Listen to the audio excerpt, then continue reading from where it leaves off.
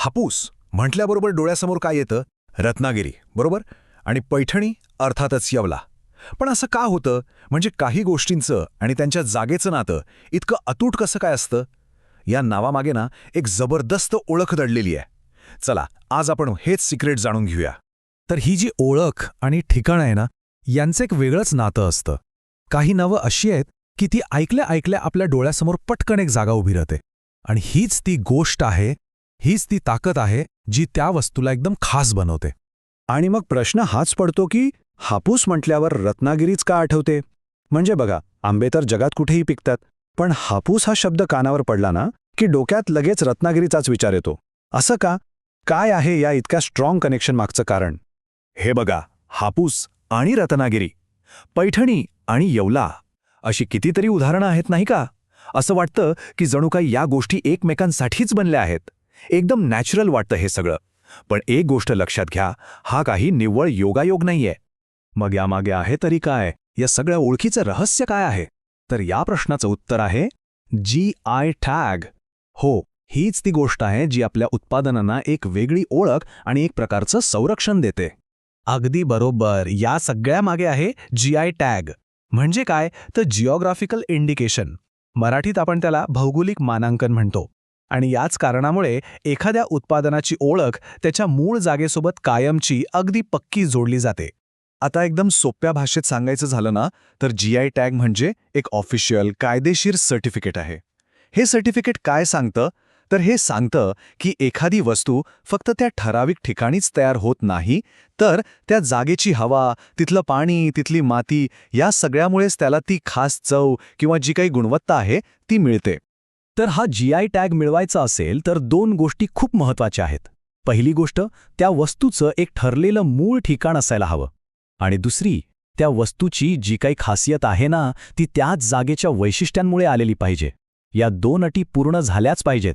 ठीक आहे, मग आता हे तर कळलं, पण या टॅग मागे एक मोठी कायदेशीर ताकद आहे आणि ती ताकदच या ओळखीचं रक्षण करते. चला ते पाहूया.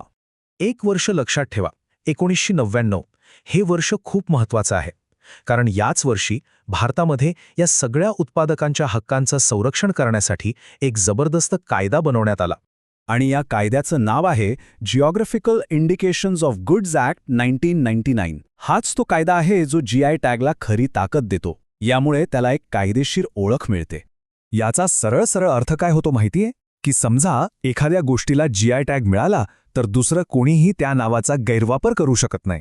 उदाहरणच घ्यायचं झालं तर कर्नाटकात पिकविलेल्या आंब्याला रत्नागिरी हापूस असं नाव लावून विकता येणार नाही. तसं केलं तर तो कायदेशीर गुन्हा ठरेल.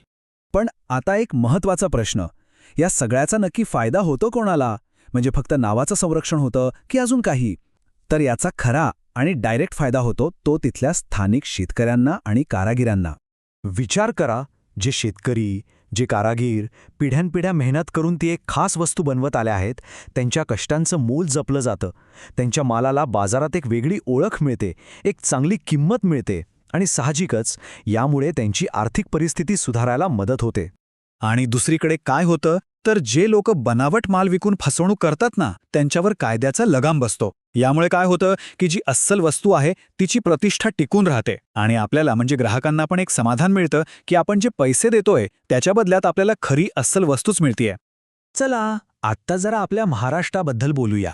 आपल्या राज्यात अशा अनेक गोष्टी आहेत ज्यांना हा GI टॅग मिळालेला आहे. हे टॅग म्हणजे काय? तर आपल्या राज्याच्या वेगवेगळ्या भागांमधली समृद्ध परंपरा आणि तिथल्या लोकांच्या कौशल्याची खरी ओळख आहे. ही यादी बघा जरा. कोल्हापूरची आपली जगप्रसिद्ध चप्पल, महाबळेश्वरची ती रसरशीत स्ट्रॉबेरी, नाशिकची वाईन आणि पुण्याची शान पुणेरी पगडी. अरे वाह! हे सगळे आपल्या महाराष्ट्राचे अनमोल ठेवा आहेत ज्यांना GI टॅगमुळे खास संरक्षण मिळालं आहे. आता एक काम करायचंय. प्रत्येकाने विचार करा की आपल्या स्वतःच्या जिल्ह्यात किंवा परिसरात अशी कोणती खास गोष्ट आहे ज्याला GI टॅग मिळालाय. जरा शोधा आणि आम्हाला कमेंटमध्ये नक्कीच सांगा. चला तर मग आपल्या या स्थानिक ओळखीचा मिळून उत्सव साजरा करूया.